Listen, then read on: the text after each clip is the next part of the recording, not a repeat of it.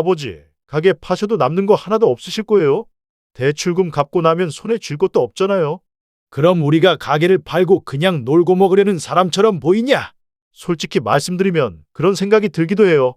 노후 준비가 잘 되어 있으시면 모를까. 두 분은 그런 것도 아니시잖아요. 세아가 너도 같은 생각이니? 솔직히 저도 마음이 편치 않아요. 제 부모님은 연금이라도 있어서 덜 불안하지만 두 분은 아무런 대비가 없으시잖아요. 그러니까 우리가 너희 노후까지 책임져야 한다는 뜻인가? 우리가 이 나이까지 애쓰고 있는 이유가 그거라는 말이냐? 솔직히 나중에 저희한테 의지하실까 봐 걱정이 돼서 그러는 거예요. 우리가 정말 힘들었으면 너 가게 차리라고 지원해줄 생각이나 했겠니? 그건 그때 얘기죠. 지금은 가게도 팔아서 없으시고 판 돈은 대출 갚느라 다 쓰셨을 테고요. 그러면 앞으로 어떻게 생활하실 거예요? 결국 저희 집에 의지하시는 것밖에 남는 게 없잖아요. 아들과 대화를 나눌수록 정말 기가 막혔습니다. 제가 부모로서 노후에 대한 준비도 없이 돈이나 흥청망청 쓰며 살아온 사람처럼 보는 것 같더군요. 한때는 제가 애지중지 키워가며 가게 차리라고 지원까지 해줬던 자식인데 이제 와서 고작 돈 얘기만 하며 저를 대하는 모습을 보니 실망이 큽니다. 이렇게 뻔뻔한 태도로 부모를 대하다니 제 마음이 참 많이 상했습니다. 안녕하세요. 부엌사연 구독자 여러분. 저는 서울에 살고 있는 이순자입니다. 저희는 어린 시절 양가 부모님으로부터 큰 도움을 받지 못했습니다. 그래서 남편과 함께 힘든 일도 마다하지 않으며 열심히 살아왔습니다. 결혼 후에는 정말이지 안 해본 일이 없을 정도로 고생을 했어요. 남편 역시 저를 고생시키고 싶지 않아 했지만 먹고 살기 위해선 어쩔 수 없는 선택들이 많았습니다.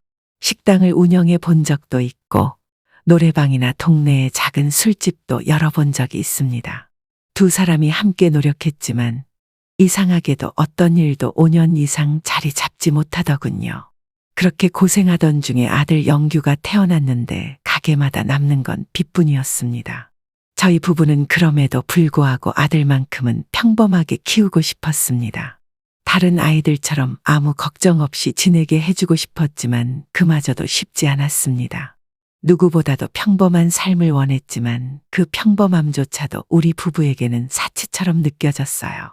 한 번만이라도 한 달 수입 걱정 없이 살아보는 게 소원이었죠.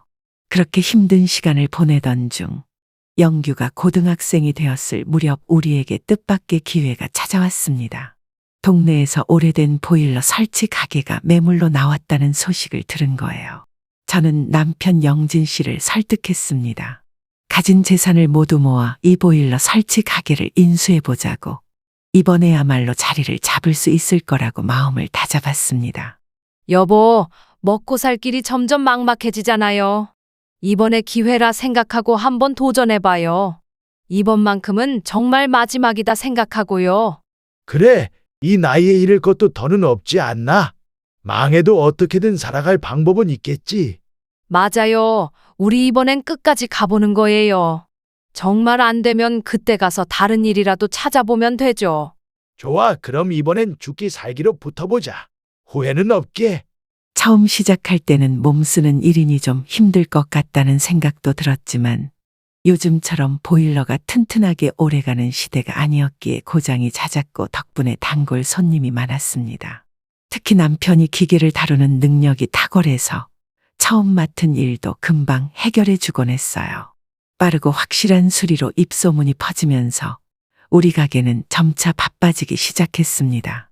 남편이 일을 깔끔하게 처리하고 고객의 말을 잘 들어주다 보니 동네 사람들 사이에서 평판이 좋았고 고객들이 다른 사람들에게 우리 가게를 적극적으로 추천해 주셨습니다. 저도 남편도 처음에는 그저 열심히 일하자는 마음뿐이었는데 손님들이 하나둘 늘어나면서 가게가 제대로 자리 잡는 게 보였습니다. 특히 저희가 돈을 벌기 시작한 결정적인 계기는 가스보일러가 본격적으로 보급되던 시점이었습니다. 그때는 사람들도 새로 나온 가스보일러에 대한 궁금증과 불안감이 많았어요.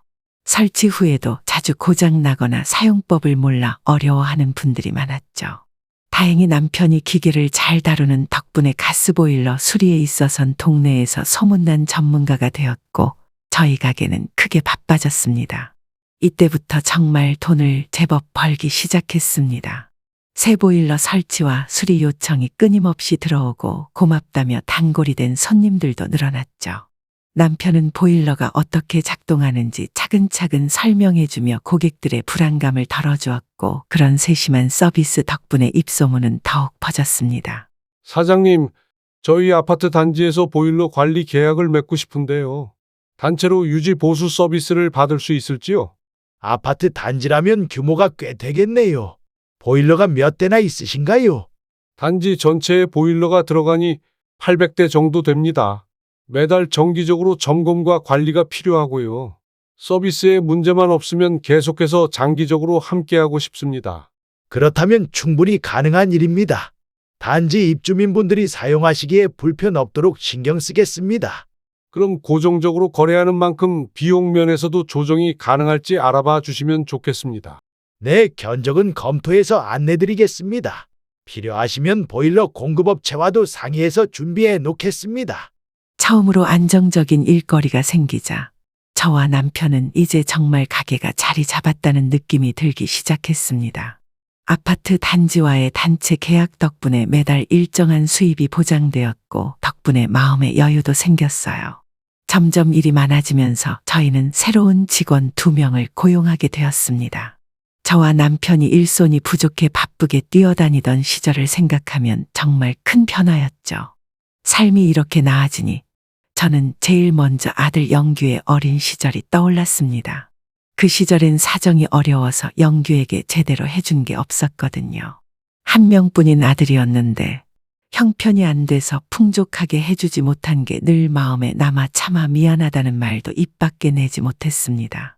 그래서 영규가 대학에 들어간 후부터는 남편과 제가 할 수 있는 모든 지원을 아끼지 않기로 마음먹었어요. 등록금은 물론이고 자취방 월세와 생활비, 용돈까지 꼼꼼히 챙겨주며 아들이 아르바이트 걱정 없이 학업에만 전념할 수 있도록 돕고 싶었습니다. 엄마, 아빠, 저 이제 대학도 졸업했고 돈 벌면서 제 힘으로 사업을 해보고 싶어요. 그래도 지금까지 공부한 게 있는데 처음에는 회사에 들어가서 경험을 쌓아보는 게 낫지 않겠니? 어릴 적부터 엄마와 아빠를 보면서 사업을 하겠다는 마음을 먹었어요. 저도 제 힘으로 키워가는 가게를 만들고 싶어요. 그래서 저 좀 도와주실 수 있을까요?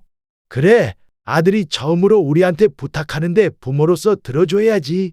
우리 함께 방법을 찾아보자. 감사합니다. 제대로 준비해서 잘해볼게요.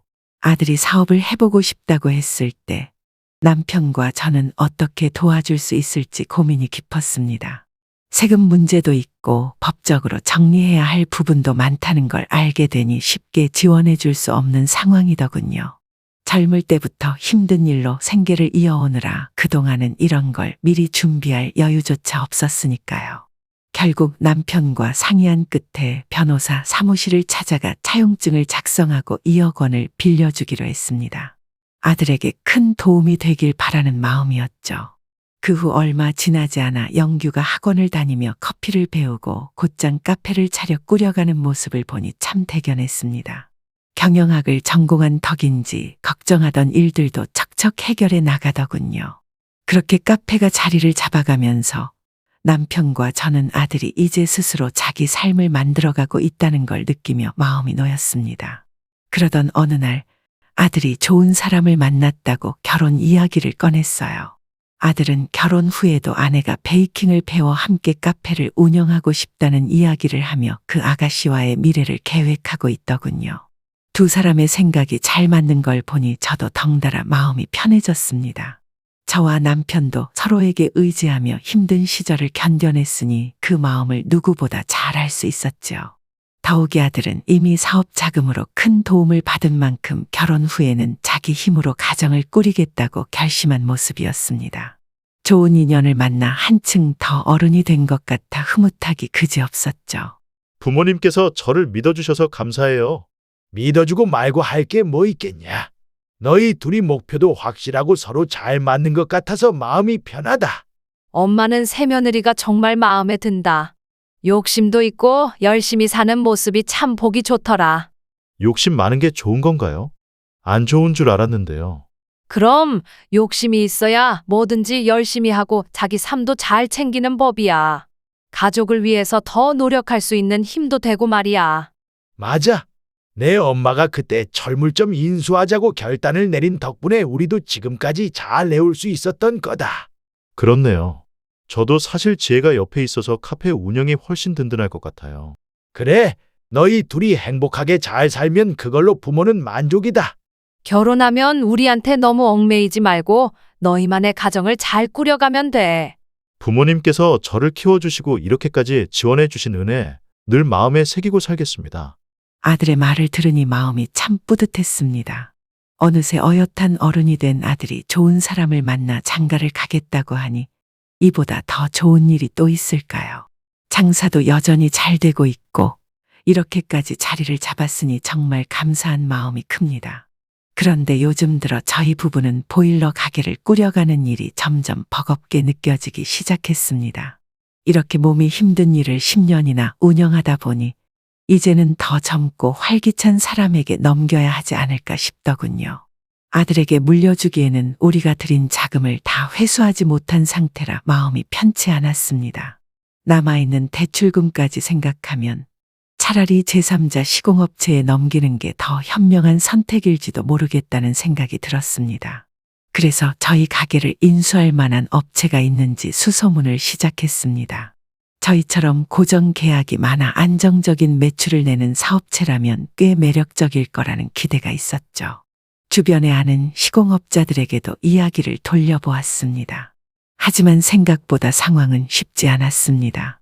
인수 비용이 만만치 않다 보니 쉽게 나서는 업체는 나타나지 않았습니다. 여보, 우리가 가격을 너무 높게 부른 건 아닐까요? 아니지. 우리가 처음 사업 시작할 때 들어간 돈을 생각해봐. 이 정도는 받아야 수지가 맞아. 그래도 벌써 내놓은 지 6개월이 다 되어 가잖아요. 사람들이 간만 보는 것 같아요. 조금만 기다려봐. 매출을 생각하면 이 금액도 높은 게 아니니 결국 살만한 사람이 나타날 거야. 남편과 저는 불안한 마음을 애써 가라앉히며 1년까지는 기다려보기로 했습니다. 사실 남편 허리가 자꾸 아프다 보니 가능한 한 빨리 가게를 정리하고 싶었기에 마음이 초조했죠. 하지만 남편이 조금 더 버텨보자고 하니 저도 한결 마음이 놓이더군요. 그렇게 시간이 흘러 9개월쯤 되었을 때였어요. 어느 날 중견 시설관리 회사의 영업부장이라는 분에게서 연락이 왔습니다. 사장님께 전화가 닿지 않아서 사모님에게 연락드렸습니다. 라며 먼저 말을 꺼내길래 무슨 일인가 싶었죠. 그런데 우리 가게를 인수하겠다는 사람의 전화였습니다. 게다가 오늘 만나서 가격을 조금 조율하고 싶다고 하는데 정말 깜짝 놀랐습니다. 남편에게 전화기를 넘기니 남편은 차분히 대답했습니다. 지금은 바쁘지 않으니 오세요. 곧 점심시간이니까 식사하면서 이야기 나누면 좋겠습니다. 그분도 흔쾌히 응하셨고 구체적인 이야기를 나눌 시간이 잡힌 겁니다. 드디어 인수 의사를 밝히는 사람이 나타나다니 너무도 기쁘고 또 긴장되는 순간이었습니다. 어머, 이걸 어쩌면 좋아. 오늘 꼬리 말도 아닌데. 잠깐만요. 얼른 화장하고 나올게요. 그러게 나도 옷 좀 갈아입어야겠네. 깔끔하게 입고 가자고. 저와 남편은 서둘러 식당으로 향했습니다. 상대방이 원하는 조건은 저희가 제시했던 금액의 90%로 매입하겠다는 것이었습니다. 단 10% 차이라지만 몇 억이 오가는 상황이다 보니 쉽게 결정하기가 어려웠습니다. 하지만 또다시 이 가게를 사겠다는 사람이 언제 나타날지 알 수 없는 일이니 아들의 의견을 들어보기로 했습니다. 너라면 이런 상황에서 어떻게 할 것 같냐? 원래 가격을 조금 높게 부르셨으니까 지금 제시된 가격에 팔아도 큰 손해는 아니시잖아요. 그렇긴 한데 우리가 이 정도는 받을 수 있을 거라고 생각했거든. 요즘 경기 상황이 안 좋아서 그래요. 몇 년 후면 모르지만 지금은 상황이 쉽지 않을 거예요. 그렇구나. 그럼 상대방이 제시한 조건으로 파는 게 나을 것 같네. 좋아요. 오늘은 늦었으니까 내일 제가 전화해 볼게요. 결국 가게를 팔기로 결심했지만 아들은 여전히 뭔가 찜찜한 듯 고개를 갸우뚱거렸습니다. 저와 남편은 이제 곧 가게를 정리할 수 있다는 생각에 마음이 조금은 가벼워졌습니다. 그런데 이렇게 서둘러 가게를 정리하려는 이유가 따로 있으신 거예요? 너도 알다시피 내 아빠 허리가 요즘 부쩍 안 좋아졌잖니? 내 건강도 이제 생각해야지. 그동안 대출 원금의 이자까지 갚느라 정말 허리가 휘었어. 가게 팔면 제일 먼저 그거부터 다 갚아야지. 그럼 앞으로는 어떻게 생활하시려고요? 두 분 연금이 넉넉한 것도 아니잖아요. 그래도 대출 갚고 나면 어느 정도는 남을 거야. 우리도 이제 모은 돈으로 노후를 준비할 때가 됐지 않겠냐? 요즘에는 아직 이른 나이신데 좀 더 일을 하셔도 되지 않을까요? 너한테 손 벌릴 생각은 없으니까 걱정 마라. 이 상태로 더 일하면 몸만 망가질 것 같다. 아들이 어딘가 마음에 들지 않는다는 듯한 표정을 짓자 남편은 괜히 짜증 섞인 말을 하게 되었습니다. 이제껏 일할 만큼 일했고 그동안 모아둔 돈도 있는데 아들이 걱정하는 듯하니 오히려 불편한 기분이 들었던 거죠. 사실 남편은 손을 벌리기 싫다기보다는 지금은 일을 그만두고 고장난 허리를 고치고 싶은 마음뿐이었습니다. 아들에게는 말하지 않았지만 허리 통증이 꽤 심해져 있었거든요. 이미 가게를 인수할 사람과 협의가 끝난 상태라 인수는 순조롭게 진행되었습니다. 인수한 사람은 40대의 젊은 남성으로 그동안 현장에서 일하며 꽤 많은 돈을 모았고 대출까지 받아 사게 되었다고 했습니다. 그를 보니 남편과 저는 마치 젊은 시절 우리의 모습을 보는 것 같아 마음이 짠했습니다. 고생하며 모은 돈으로 사업을 확장하려는 그를 돕고 싶다는 마음이 들어 결국 처음보다 가격을 낮춰 팔게 된 걸 다행으로 여겼습니다. 거래가 완료된 후 남편과 제가 가장 먼저 한 일은 남아있는 대출금을 모두 갚는 것이었습니다. 성실하게 조금씩 갚아온 덕에 모든 빚을 청산하고도 20억이 넘는 돈이 남아있다는 사실이 믿기지 않았습니다. 새삼 우리가 참 열심히 살았다는 생각이 드네요. 당신이 나 같은 사람 만나서 고생이 많았지. 이제 남은 시간은 좀 여유롭게 살아보자고. 그래도 우리 쓸 만큼 남겨두고 우리 영규에게 미리 조금씩 증여하는 게 낫지 않겠어요? 맞아. 요즘은 증여세니 상속세니 절세할 수 있는 방법도 많다니까 좀 더 알아봐야겠어. 그래요. 그럼 변호사부터 알아보는 게 좋겠네요. 이제 시간도 많으니 천천히 하면 되지. 그럽시다. 우선은 당신 허리가 안 좋으니 병원부터 다녀오는 게 좋겠어요. 친구가 나랑 똑같이 허리 아팠는데 재활치료 받고 좋아졌다고 하더라고. 그 병원으로 한번 가볼까 싶어. 그런데 허리도 안 좋은데 운전할 수 있겠어요? 거기 꽤 멀다던데요. 이제라도 당신이 운전 좀 배워주면 좋겠어. 병원에 다니려면 하루 이틀 다니는 것도 아닐 텐데. 내가 이 나이에 운전을 배워요? 말도 안 되는 소리를. 그냥 택시 타고 편하게 다녀요. 병원에 갈 때마다 택시를 타고 가는 게 영 불편했습니다. 거리가 꽤 멀기도 하고 남편을 부축해 줄 사람이 필요하니 마음이 더 쓰였죠. 이제 이렇게 부탁할 수 있는 사람은 우리 아들 영규밖에 없었습니다. 영규야, 엄마가 부탁 하나 해도 될까? 네, 무슨 일이세요? 너희 아빠가 병원에 다녀야 하는데 거리가 꽤 멀어서 말이다. 이제 운전도 힘드신 거예요? 아무래도 좀 그렇지. 오래 가야 하니까 누워서 가는 게 좋을 텐데 택시로는 불편하다 하셔서 한 번만 태워다 드리면 되는 거예요? 일주일에 한 번 정도면 돼. 너희 가게 쉬는 날로 맞추면 어떻겠니? 무슨 말씀이세요? 그럼 저 매일 쉬는 날도 없이 병원 데려다 드리고 기다렸다가 모시고 오라는 거예요? 그건 나도 미안하지. 하지만 내 아빠 부축도 해야 하고 상황이 이래서 어쩔 수가 없구나. 그냥 가까운 병원으로 가세요. 병원이 다 거기잖아요. 그 병원이 제일 잘 본다고 하더라. 다른 지역에서도 일부러 찾아오는 곳이라니 가보려고 하는 거야. 아들 영규는 잠시 말없이 고민하는 듯했습니다. 전화기 너머로 들려오는 그의 한숨소리에 그리 내켜하지 않는다는 걸 알 수 있었죠. 남편이 이걸 알게 되면 그냥 가까운 병원으로 가겠다고 할까봐 저는 물을 마시는 척하며 아들의 대답을 기다렸습니다. 아프시다니 어쩔 수 없죠. 상태 좀 나아지면 그때는 가까운 병원으로 다니세요. 그래, 한두 달 다니면 많이 나아지겠지. 잘하는 병원이라니까. 그럼 이번 주부터 다니시는 거예요? 내가 시간 될 때 가면 돼. 우리야 이제 일도 없으니 시간 많잖니? 그럼 저희 가게가 매주 화요일, 목요일이 좀 한가하니까 이번 주는 목요일에 모셔다 드릴게요. 화요일은 저도 좀 쉬고 싶거든요. 그래, 알았다. 이렇게 부탁해서 미안하구나. 아니에요. 그럼 목요일에 10시까지 데리러 갈 테니 준비하고 계세요. 아들과의 전화를 끊고 나니 마음이 편치 않았습니다. 아들의 짜증 섞인 한숨 소리가 자꾸만 귀에 맴도는 듯했죠. 평소 같으면 이런 일로 짜증을 낼 아들이 아닌데 요즘 들어 아들이 조금 달라지고 있다는 느낌을 받았습니다. 장사가 잘 되지 않는다고 하던데 아마 스트레스를 많이 받고 있는 모양이었습니다.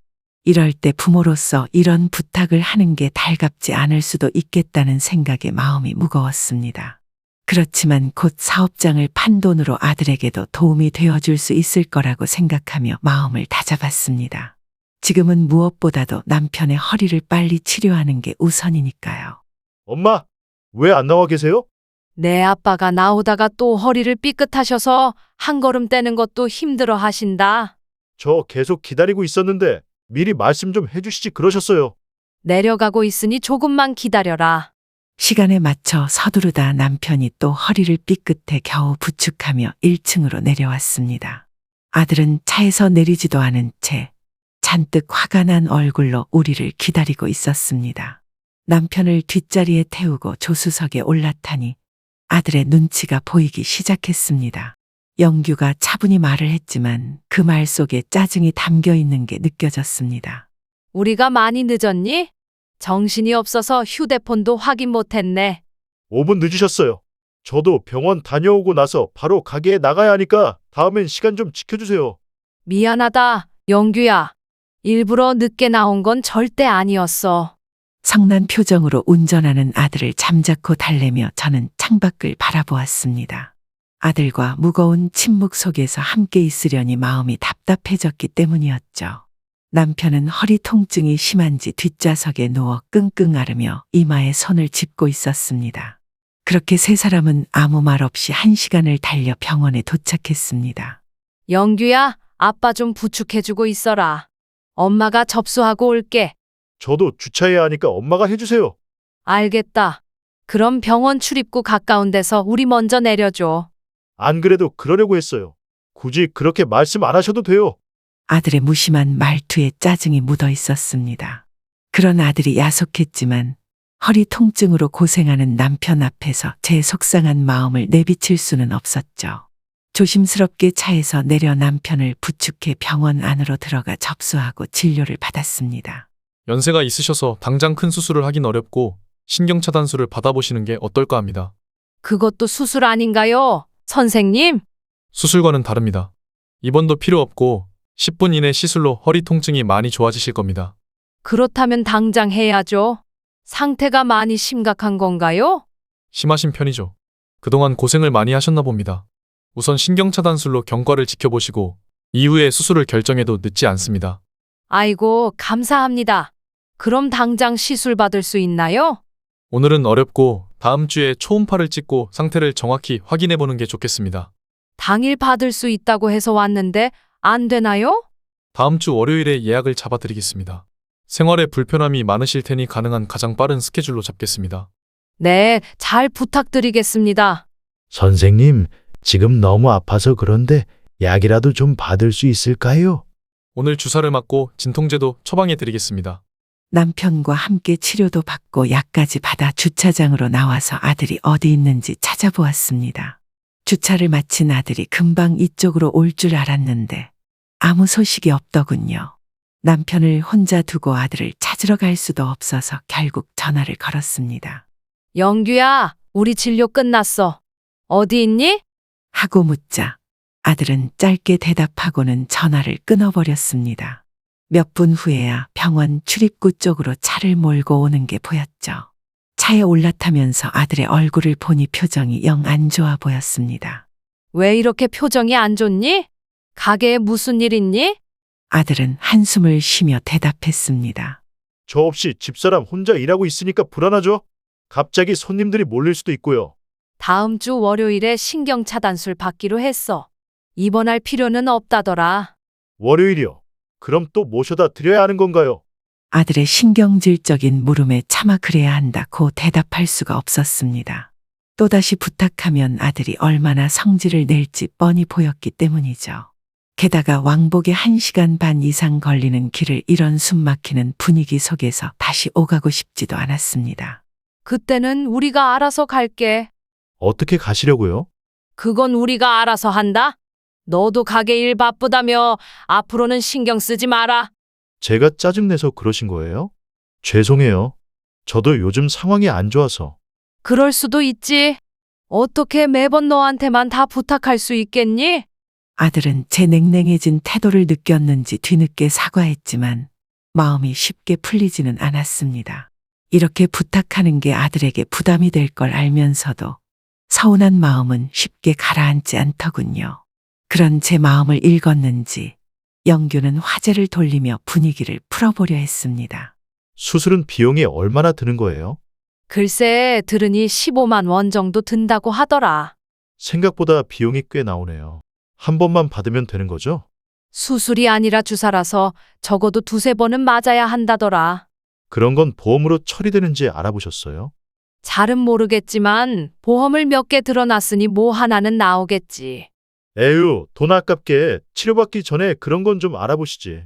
저는 기가 막혀 운전 중인 아들을 힐끔 돌아보았습니다. 아들은 왜 그러냐는 듯이 제 눈치를 살피더니 뭘 잘못했는지 전혀 모르고 있는 것 같았습니다. 아버지 아프신데 그런 말은 좀 하지 마라. 왜요? 큰돈 들어가기 전에 보험 알아보는 게 뭐 나쁜 일이에요? 내 아버지가 이렇게 불편해 하시는데 보험이 안 나오면 좀 어때? 보험 안 된다 하면 치료도 받지 말라고 할 거냐? 엄마, 왜 그러세요? 그 정도는 물어볼 수도 있잖아요. 저도 모르게 소리를 빽 질러놓고는 스스로 놀라고 말았습니다. 하루 종일 아들의 태도가 못마땅해서인지 작은 말도 예민하게 받아들이게 된 것 같았습니다. 그래도 아들에게 사과하고 싶은 마음은 들지 않아 아무 대꾸도 하지 않고 모른 척 앉아 있었습니다. 집으로 가는 길이 하루같이 길고 답답하게 느껴졌습니다. 다음 주 월요일에 올게요. 됐다. 우리 알아서 갈 테니 오지 마라. 오늘 고마웠다. 얼른 가봐라. 아버지, 저 월요일에 올 테니까 나와 계세요. 그래, 얼른 가봐. 아들은 제게 물끄러미 한 번 더 눈길을 주고는 차를 몰고 떠나버렸습니다. 남편이 저를 보며 말을 꺼냈습니다. 당신 애한테 왜 그렇게 성질을 내고 그래? 당신 자고 있었던 거 아니었어? 그렇게 시끄럽게 굴었는데 무슨 잠이 와? 그냥 모르는 척하고 있었지. 속이 상해 고개를 돌리며 조용히 말했습니다. 요즘 영규 뭔가 좀 이상하지 않아? 짜증도 많이 내고 우리를 무시한다는 생각까지 들 정도야. 요즘 가게 상황이 안 좋으니 그러겠지. 돈 걱정이 사람을 얼마나 피말리는지 알잖아. 그래도 너무한 거 아니야? 병원비 하나하나 따져 묻고 보험 처리되냐고 꼬치꼬치 캐물어보고. 자기도 너무 예민하게 받아들이지 마. 영규도 살기가 팍팍하면 그럴 수 있는 거야. 남편의 말에도 마음이 쉽게 가라앉지 않았습니다. 아들에게 서운한 마음이 있었지만 남편의 치료에 전념하다 보니 그 감정도 이내 잊어버리게 되었습니다. 이후로는 영규도 제 눈치를 살피며 더 이상 짜증을 내지 않고 묵묵히 병원에 함께 다녀주었습니다. 제 성질 같았으면 오지 말라 하고 싶었지만 남편의 만류로 마음을 접었습니다. 이런 상황에서 아들의 도움을 거절하는 건 너무하다 싶기도 했고요. 그런데 3주째 치료를 받았음에도 남편의 상태는 나아질 기미가 보이지 않았습니다. 선생님, 요즘은 다리까지 저리고 통증이 있는데 이게 효과가 있는 건가요? 상황이 좀 더 악화되신 것 같습니다. 수술을 고려하셔야 할 것 같네요. 아이고, 이 나이에 수술 받아도 괜찮겠습니까? 당신 집에서도 제대로 움직이지 못하잖아요.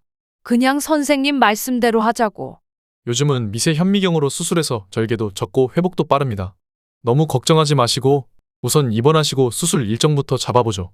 남편의 건강이 좀처럼 좋아질 기미가 보이지 않자 제 마음도 한층 무거워졌습니다. 그동안 이 사람이 얼마나 굳은 일을 하면서 참아왔는지 옆에서 같이 일하며 봐왔지만 남편이 나를 위해 얼마나 견디고 참아왔는지 이제야 알게 된 것 같았습니다. 그때 아들이 물었습니다. 뭐래요? 그냥 지금처럼 치료받으시면 된다고요? 아니다. 가능한 한 빨리 입원해서 수술받기로 했다. 주사로는 효과가 없을 것 같대. 처음부터 수술하셨으면 됐잖아요. 돈은 돈대로 쓰고 괜히 멀리까지 다니셨네요. 진짜 헛수고였네. 집으로 향하는 길, 아들은 어김없이 투덜댔습니다. 남편 걱정에 마음이 무너질 것 같은 제 심정을 아는지 모르는지 신경을 건드리는 말들만 골라서 하는 것 같았습니다. 당장 아들에게 성질을 내고 싶었지만 가장 우울한 건 남편일 테니 한 번 더 꾹 참기로 했습니다. 집에 돌아오자마자 저는 입원 준비로 분주해졌습니다. 이번에는 적어도 나흘 이상 병원에 있어야 해서 챙겨야 할 것들이 많았죠. 뭐하러 당신까지 고생을 해. 그냥 간병인을 쓰지. 꼴랑 일주일도 안 되는 입원인데 간병인은 무슨? 내가 있으면 되지. 당신이 내내 병원에 있을 거야? 당연하지. 그런 걸 왜 묻는 거야? 나 못 믿어서 그래? 아니, 그런 건 아니고 당신까지 힘들어질까 봐 그러지. 아프더니 이제 와서 그런 소리까지 하는 거 보니 이제야 마누라가 최고인 걸 알겠네. 남편이 부쩍 약해진 모습을 보니 저도 마음이 약해졌습니다. 가게를 팔았을 때는 이제 모든 일이 잘 풀릴 거라고만 생각했는데 그 후로 남편의 상태가 이렇게 나빠질 줄은 몰랐죠. 조금만 더 일찍 팔았다면 남편 허리가 이렇게까지 망가지지 않았을까 하는 생각이 들며 남편의 수술을 앞두고 저도 떨리는 마음을 감출 수 없었습니다. 간단한 수술이라지만 이런저런 생각들이 떠오르니 꼬박 밤을 새우게 되었습니다. 이번 날이 되자 병원에 가기 위해 준비를 마치고 나섰는데 아들뿐만 아니라 며느리까지 함께 와 있었습니다. 어머, 새아기 너까지 웬일이니? 오늘 가게 안 열었어? 하루쯤 닫아도 괜찮죠 뭐. 그동안 못 와서 죄송해요. 아니다. 영규 없이 너라도 가게 봐야 할 텐데 괜찮겠니? 며느리가 함께 있으니 분위기가 한결 부드러워졌습니다. 아들도 며느리 앞이라 그런지 툴툴대던 것도 좀 덜해진 것 같아 안도감이 들었습니다. 이번엔 오늘 입원하고 검사 몇 개 한 다음에 수술 날짜를 정한다네. 오늘 바로 수술하시는 줄 알았어요. 나이가 있으니 검사할 것도 많은가 보지. 너희들은 이제 얼른 들어가라. 뭐하러 입원하는 데까지 따라와서 이러고 있어. 그럼 저희 가볼게요. 필요하신 거 있으면 연락 주세요. 남편이 입원을 하고 나니 한결 마음이 편안해진 모습이었습니다. 집에 있을 땐 무기력하게 누워만 있던 남편이 병원에서는 식사도 제법 하고 활기를 되찾아 보이니 저도 마음이 조금 놓였습니다. 그래도 입원하니까 좀 살만해? 아까 간호사가 진통제 놔주고 간 후로는 훨씬 낫네. 영규 말대로 처음부터 입원해서 수술하는 게 나았을지도 몰라. 그게 어디 당신 생각해서 한 말이겠어요? 돈 많이 나간다고 걱정하는 것 같던데. 에이, 남자들은 표현이 서툴러서 그래. 너무 나쁘게만 생각하지 말어. 2번만 더 서툴렀다간 모자 사이도 틀어질 것 같네요. 툴툴거리던 제 말에 남편도 크게 대꾸하지 않았습니다. 사실 남편 역시 아들이 예전과는 다르게 신경질적으로 변했다는 건 부정할 수 없었겠죠. 그래도 부모가 아파서 병원에 들락거리는 게 영규에게도 유쾌한 일은 아닐 거라는 걸 알기에 남편은 크게 나무라지 않았습니다. 잠시 후 영규가 병실로 들어와 조심스럽게 물었습니다. 아버지는 지금 좀 어떠세요? 수술한 지 이제 1시간밖에 안 됐다. 뭐 벌써 괜찮아지려고? 그럼 내일 퇴원하시는 거죠? 경과 봐야 하겠지만 아마 그럴 거라더라. 꼴랑 4박 5일 입원하는 건데 뭐하러 자꾸 와봐. 바쁘다며. 그래도 수술하시는데 와봐야죠. 내일 퇴원하시는 시간 정해지면 모시러 올게요. 같이 저녁이나 먹어요. 그러자. 우리야 내 얼굴 자주 봐서 좋지만 내 시간 뺏는 것 같아서 미안하다. 남편은 아들이 와주니 반가워하는 듯 했지만 제 마음은 좀 달랐습니다. 어느 날은 짜증을 부리고 또 어느 날은 살가운 얼굴로 돌변하는 아들의 마음을 도무지 알 수가 없었습니다. 오늘은 또 어쩐 일로 사근사근하대요? 그러게. 영규도 힘든 일이 많으니 여유가 없었던 거라니까. 자식한테 왜 이리 박하냐? 당신이 그 짜증 다 들어주고 있어봐요. 나는 여태까지 병원 다니면서 영규 기분 살피느라 여간 피곤하게 아니었다니까. 좀 봐줘. 가게 사정이 많이 안 좋은 것 같던데 나름대로 고민이 있어서 그러는 거겠지. 남편의 말에 한숨을 쉬며 마음을 달래려 애썼습니다. 사춘기 소년도 아닌 30을 훌쩍 넘긴 아들의 눈치를 살피는 일이 점점 지치는 저였습니다. 남편이 아들을 두둔해 주려는 말에도 쉽게 마음이 풀리지가 않았습니다. 사실 저도 남편의 수술 때문에 신경이 예민해진 상태라서 그런 걸지도 모르겠습니다. 그래도 며느리까지 함께 병원을 찾아온 걸 보면 정말 잠시 힘들어서 그랬던 건가 싶기도 했습니다. 남편의 퇴원 준비를 하며 병원에 온 아들에게 카드를 건네주며 병원비 결제를 부탁했습니다. 영규야, 퇴원 준비하는 동안 이걸로 병원비 결제 좀 해라. 네. 남아있는 금액 다 계산하면 되는 거죠? 그렇겠지. 보험 서류도 같이 발급 좀 해달라 그러고. 알겠어요. 수납하러 다녀올게요. 그동안 옷 갈아입고 준비하고 계세요. 남편도 이제 재활을 시작하고 상태가 나아질 일만 남았으니 제 마음도 제법 홀가분해졌습니다. 그런데 얼마 후 병실로 돌아온 아들은 여러 서류를 들여다보며 표정이 좋지 않아 보였습니다. 저는 미처 그 표정을 제대로 보지 못한 채 남편 챙기는 데만 신경 쓰고 있었습니다. 차에 올라타고 나서 보험 서류를 찾던 제가 뒤를 살피자 아들이 퉁명스럽게 대답했습니다. 뒤에 뒀으니까 그만 찾고 내릴 때 가져가세요. 그래, 카드도 같이 놔뒀니? 네. 근데 무슨 돈이 그렇게 많이 나왔어요? MRI도 찍고 수술에 입원까지 했으니 그 정도는 나오는 게 당연하지. 보험에서 다 차감해 주는 거 맞는지 확인은 제대로 하셨어요? 영규야, 그런 건 우리가 알아서 한다. 그런데 왜 자꾸 그런 걸 묻는 거냐? 그러니까 이렇게 큰 돈 들어가면 보험 처리가 되는지 먼저 알아보는 게 순서 아니에요? 아들의 날 선말투의 순간 당황스러워졌습니다. 아들의 타박에 더 이상 대꾸하고 싶지 않아 입을 꾹 다물었습니다. 남편도 자꾸만 자기 때문에 아들과 사이가 틀어지는 것 같아 애써 아들을 달래려 했습니다. 요즘은 실비로 90% 정도는 나온다더라. 우리가 보험 잘 들어놨으니 너도 너무 걱정하지 마라. 그러니까요. 그런 것들 좀 미리 알아보셨으면 얼마나 좋았겠냐는 거죠. 거참 이 녀석이 내가 아픈 거 고치려고 하는 건데 내가 왜 그리 문제 삼는 건데? 저 지금 운전하고 있으니까 따로 이야기하시면 좋겠어요. 운전하는데 방해되니 큰 소리 내지 마시고요. 따로 얘기할 게 뭐가 있어? 이미 돈 다 냈고 보험 처리하면 그만이지. 남편도 도무지 아들의 태도를 이해할 수 없는 듯 따지듯 물었지만 아들은 정말 더는 이야기하고 싶지 않은지 대꾸도 하지 않았습니다. 남편의 허리는 수술로 어느 정도 나아졌지만 가족 간 분위기는 그 어느 때보다도 냉랭해져 있었습니다. 도대체 왜 아들이 사사건건 트집을 잡고 짜증을 내는지 알 수가 없었습니다. 요즘 영규 정말 이상하다니까요. 그래, 좀 예민하긴 하더라. 가게 사정 때문에 힘든 것 같은데 우리가 빨리 지원해 주는 게 좋지 않을까? 당신도 참 비위가 좋네요. 저렇게 부모한테 짜증내고 공경할 줄 모르는 아들한테 도와줄 생각부터 하다니. 평소 저런 애가 아니잖아. 먹고 사는 게 힘들어서 저런 거라면 우리가 뭐 도와줄 이유가 뭐 있겠어? 남편의 말을 들으면서도 마음 한편이 찜찜했습니다. 아들 영규에게 돈을 내라고 한 것도 아닌데 부모가 돈 쓰는 일에 이렇게 사사건건 간섭하고 짜증을 낸다는 게 기분이 좋지는 않았습니다. 그런데도 남편은 변호사 사무실을 부지런히 다니며 어떻게든 아들 부부에게 세금을 절약해 증여할 방법을 찾고 있었습니다. 그러던 어느 날 남편이 아들에게 전화를 걸었습니다. 영규야, 혹시 오늘 안 바쁘면 가게 일찍 닫고 우리랑 저녁이나 먹자. 갑자기요? 가게 장사가 안 된다며. 열어둔다고 손님이 막 생기는 것도 아닌데 때론 다른 방법도 생각해봐야지. 알겠습니다. 식당 알려주시면 갈게요.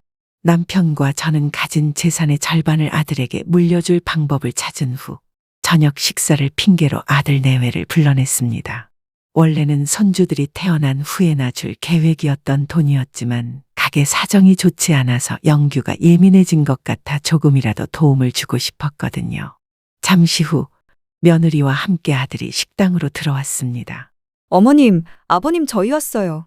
벌써 와 계셨네요. 우리야, 이제 놀고 먹는 사람들인데 늦게 올 이유가 있겠니?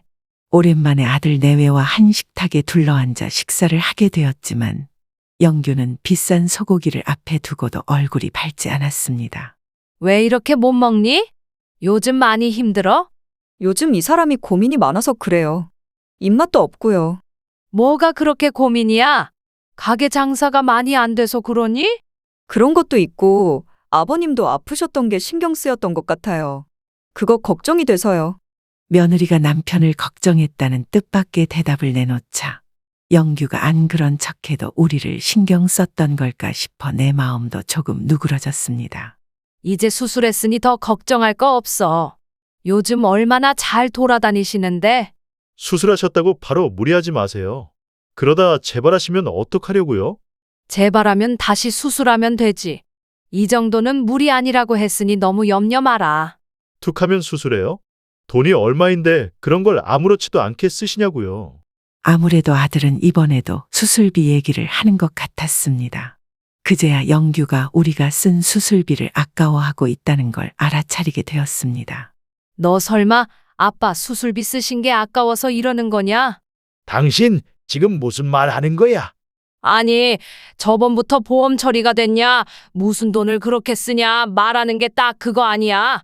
아무리 그래도 그런 생각했을 리가 없잖아. 조용히 하고 밥이나 먹어. 남편이 저를 급히 말렸습니다. 그도 어쩌면 영규의 속내를 어렴풋이 느끼고 있었겠죠. 그러나 아들 입에서 그 의도가 맞다는 말을 듣게 될까봐 두려워하는 듯 했습니다. 잠시 후 양반다리를 하고 있던 영규가 한참을 망설이더니 입을 열었습니다. 그냥 솔직히 말씀드릴게요. 두 분 노후도 제대로 준비 안 되셨으면서 갑자기 가게를 팔고 이번에 수술하신다고 큰 지출을 하신 것도 그렇고 솔직히 저는 걱정이 한두 개가 아니에요. 우리가 언제 너더러 우리 책임지라고 했니? 뭐가 그렇게 걱정이냐? 지금까지 두 분 사업 날려 먹은 게 몇 번이에요? 어릴 때 빚쟁이들이 집에 찾아오던 게 얼마나 지긋지긋했는지 아세요? 그건 그때 사정이 있어서 그랬던 거고 지금이랑 상황이 같냐?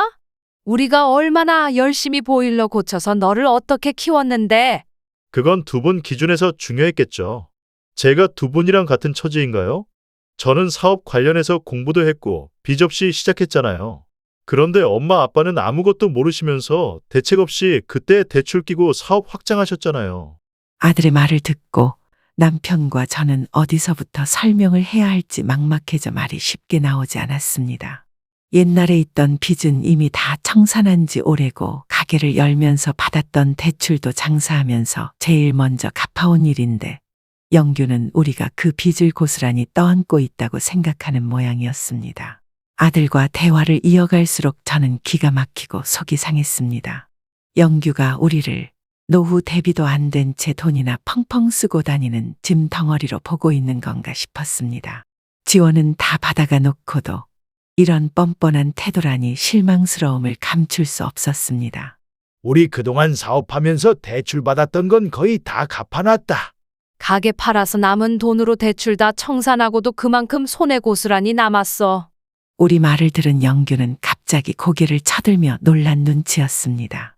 자신이 생각했던 것과 다른 이야기에 당황한 표정이 역력했습니다. 가게 팔 때 대출이 10억 넘게 남아있다고 하셨던 거 아니에요? 그게 언제 얘긴데? 벌써 10년 넘은 일이야. 사업하면서 빌린 돈 하나도 안 갚고 버틴 사람이 어디 있냐? 정말 그 많은 돈을 다 갚으신 거예요? 그래, 상환한 내역이라도 떼어 보여줄까? 남편이 호통을 쳤지만 영규의 얼굴은 오히려 그제야 밝아지며 안도하는 듯 했습니다. 어머님, 아버님, 그동안 왜 말씀 안 하셨어요? 이 사람이 얼마나 마음고생 심했는데. 내가 빚내고 갚는 걸 왜 아들한테까지 얘기해야 하냐? 그래도 그 빚이 남았으면 저희가 다 떠안아야 하는 거 아니에요? 미리 말씀해 주셨으면 좀 좋았겠어요. 노후 준비 안 된 부모는 부모도 아니라는 거냐? 우린 생각할 만큼 다 해놨다. 너희는 왜 자꾸 우리를 걱정만 하는 거냐? 솔직히 저희 부모님은 노후 준비가 철저하시거든요. 그게 우리랑 무슨 상관인데? 우리가 어떻게 살아왔는지 모르는 것도 아니잖니? 저희가 생각했던 것보다 준비가 되어 있으시다니 이제야 한시름 덜었네요. 그런데 왜 말씀 안 하신 거예요? 저희를 속인 거잖아요. 아들 내외가 대놓고 속마음을 드러내기 시작하자 남편과 저는 우리가 어느 정도 재산이 있다는 걸 말하지 않은 게 정말 잘못이었나 혼란스러워졌습니다. 그런데도 아들 내외는 그동안의 불만을 털어놓고 나니 눈에 띄게 기뻐하며 아무 일도 없었다는 듯이 식사를 하려고 했고 그 모습이 눈에 거슬려 미운 마음마저 들기 시작했습니다. 내가 너를 언제 속였다고 하냐? 나랑 내 엄마 노후는 걱정 말라고 몇 번을 말해줬는데. 사람 일은 모르는 거잖아요. 저는 그 빚이 그대로 남아있는 줄 알고 큰소리 치시는 줄 알았죠. 그동안 내가 자식으로서 우리한테 해준 게 뭐가 있다고? 어렸을 때 사업 실패하고 빚진 건 미안하다만 그건 내가 돈 필요할 때마다 준 걸로 다 갚았다고 생각한다. 그건 부모로서 당연히 해줘야 하는 것들이잖아요. 뭐 그런 걸로 생색을 내세요. 그리고 그렇다고 해서 제가 두 분 노후까지 책임져야 한다는 건 좀 아니잖아요. 아들은 분위기를 풀어보려는 듯 웃으며 장난스럽게 말하려 했지만 우리 입장에서는 그 말이 그저 가시처럼 느껴졌습니다. 이렇게까지 큰 배신감을 느껴본 적이 없었습니다. 그래? 사돈댁은 재산이 얼마나 있으시다던? 글쎄요, 저도 자세히는 모르죠. 정확한 액수는 모르지만 노후 준비는 다 해놓으셨다니까 걱정 없으신 거예요. 그거야 나도 똑같이 말했지. 노후 걱정 말라고 했어. 근데 너희는 왜 우리한테는 돈이 얼마 있냐? 왜 이렇게 쓰냐 하며 달달 볶았던 거냐? 그거야 두 분은 그동안 노후에 대해서 언급을 안 하셨잖아요. 내가 왜 자식한테 모은 돈까지 하나하나 보고해야 하냐? 남편은 더 이상 분노를 참지 못했습니다. 제가 영규가 뭔가 달라진 것 같다고 했을 때에도 애써 아닐 거라고 믿어왔지만 이제는 우리의 노후 문제를 들먹이며 대접을 달리하는 아들을 보니 진실을 마주할 수밖에 없었습니다. 길 가는 사람 잡고 물어보세요. 노후 준비도 안 된 부모가 돈 펑펑 쓰는 걸 좋아할 사람이 있을까요? 그래? 그럼 내가 아버지한테 받아간 창업자금 우리가 노후 준비 안 되어 있다고 하면 돌려줄 생각이냐? 아니, 두 분이 그런 마음으로 주신 거였어요. 그런 생각은 아니었지. 하지만 내 아는 꼴 보니 당장 돌려받아도 시원치 않겠구나.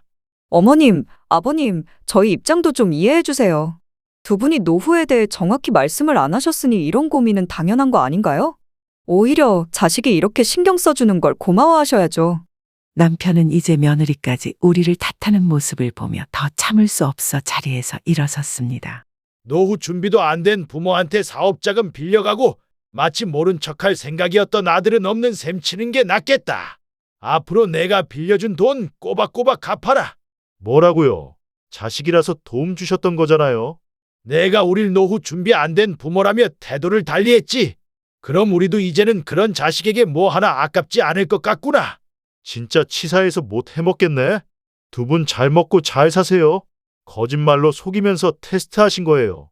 이게 뭐냐고요? 어머님, 아버님 좀 말려주세요. 당신도 그냥 가만히 있어. 나 돈 갚을 생각 없으니까. 남편은 씩씩거리며 화를 사귀고 있었고 저는 물끄러미 술잔을 비우는 영규를 내려다보았습니다. 그는 마치 우리가 그를 배신이라도 한 것처럼 화가 나서 혼자 자리에 앉아 술만 들이키고 있었습니다. 내가 뭔데 우리 돈을 갚지 않겠다는 거냐? 자식한테 증여해 주신 것도 이제 마음 바뀌면 다 갚아야 하는 건가요? 기억이 가물가물한 모양인데 그때 우리가 너한테 차용증 쓰고 빌려준 거야. 형식적으로 쓴 거잖아요. 그게 무슨 의미가 있어요? 지금껏 이자도 한 번 안 냈는데 제가 맘 달리 먹으면 두 분 법대로 어마어마하게 돈 물어줘야 할걸요. 우리가 바보인 줄 아냐? 법적으로 이자는 안 받아도 될 금액이라 안 받은 거야. 지금부터는 이자도 꼬박꼬박 내고 원금도 갚아라. 정말 이렇게까지 하실 거예요? 부모 노후 걱정했다는 이유로? 그게 우리를 걱정한 거냐? 내 사정 걱정한 거겠지. 늙고 병든 돈 없는 부모는 필요 없다며 버리겠다는 뜻 아니었니? 변호사 통해서 한 달에 얼마씩 갚아야 할지 알려줄 테니 흘려듣지 말고 그리 알아라. 남편과 저는 그대로 식당을 나와버렸습니다. 며느리가 끝까지 붙잡으려 했지만 그 눈빛이 영규와 다를 바 없었습니다. 자기 부모는 노후 준비가 돼 있으니 걱정 없다고 하면서 시부모는 준비돼 있나 몰라 남편과 얼마나 속닥거렸을지 모를 일입니다.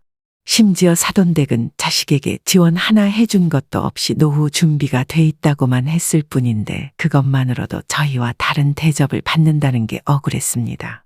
길을 걸으며 저도 속상함을 참을 수 없었습니다. 우리도 애들한테 노후 준비 다 했다고 재산 물려줄 거라고 미리 말했어야 하는 건가? 그게 무슨 소리야?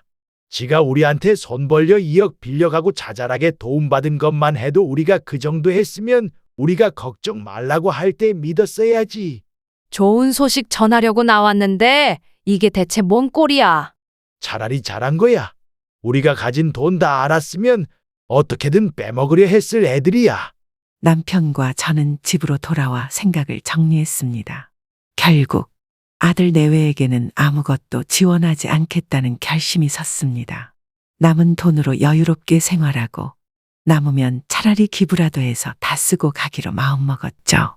며칠 후 영규가 변호사에게 들었는지 재산이 자신에게 넘어올 수도 있었다는 사실을 알고 우리를 찾아왔습니다. 두 분 왜 저한테 아무것도 얘기 안 해서 이 사단을 만드세요? 왜요? 내가 우리한테 돈 맡겨놨냐? 우리가 모아둔 돈 쓰는 건 아깝다고 할 땐 언제고 이제 와서 내게 줄 돈은 미리 알려줘야 한다는 거냐? 두 분은 아들인 저를 가지고 노신 거예요. 내가 너한테 빚 없다, 재산 없다 한 적 있었냐? 우리는 손 벌릴 일 없으니 걱정 말라고 수도 없이 말했다. 빚 있을 거라 혼자 짐작하고 자꾸 물어댄 건 너지. 너나 새아기나 똑같다. 노후 준비 잘 돼 있다는 사돈한테나 가서 부탁해봐라. 혹시 아냐? 우리가 빌려준 돈도 그쪽에서 내주실지? 울고불고 매달리는 영규와 며느리를 남편과 저는 냉정하게 돌려보냈습니다. 며느리는 그제야 자신의 섣부른 행동과 남편 편만 들었던 걸 후회한다고 했지만 이미 너무 늦은 일이었습니다. 우리는 벌써 재산을 기부할 방법을 알아보기 시작했으니까요. 그날 밤 남편이 제게 조심스럽게 물었습니다. 당신 정말 후회 없겠어? 후회는 없겠지. 우리가 죽을 때까지 쓸 돈은 남겨두고 남은 건 기부하는 거니까. 아니, 그래도 자식이 하나뿐인 애가 있잖아요. 영규한테 뭐라도 남겨주고 가는 게 낫지 않을까? 그놈한테 갚으라고 했던 돈은 남겨둘 거야. 나중에 우리가 죽으면 가서 찾아가라고 하면 되지. 남편 역시 이제는 아들에 대한 기대를 모두 접은 듯 했습니다. 저도 마찬가지였습니다. 그동안 우리가 영규를 위해 어떻게든 재산을 물려주려고 온갖 방법을 찾아보고 손해를 감수해가며 준비했던 모든 것이 한순간 무너진 기분이었습니다. 영규는 우리 노후가 완벽하게 준비되어 있지 않다면 언제든 태도를 바꿀 준비가 된 사람이었어요. 그 생각을 떠올릴 때마다 가슴 한쪽이 허물어지는 것 같았습니다. 우리가 어떤 마음으로 그동안 희생하며 살았는지 아들은 끝내 알지 못했죠. 쌓아온 재산이 많고 적음을 떠나 그것이 영규의 눈에 단순히 숫자로만 보였다는 사실이 슬프게 다가왔습니다.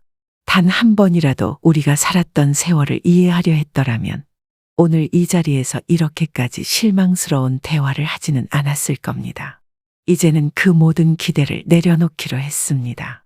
자식 내외는 저들 힘으로 살아가게 하고 남은 여생은 오로지 우리 둘을 위해 평안하게 보내야겠다는 결심이 들었습니다. 이 결심이 우리에게도 새로운 시작일 수 있겠죠. 서로의 손을 꼭 잡고 뒤도 돌아보지 않고 이제는 오직 우리를 위한 길을 걸어가고 싶습니다. 오늘 사연 어떻게 들으셨나요? 이번 이야기가 구독자 분들에게 따뜻한 위로가 되었으면 좋겠습니다. 느끼신 점이 있다면 댓글로 허심탄회하게 의견을 나눠주세요. 부엌사연은 여러분의 구독과 좋아요 그리고 댓글로 유지됩니다. 앞으로 더 좋은 사연으로 찾아뵐 수 있도록 많은 도움을 부탁드려요. 감사합니다.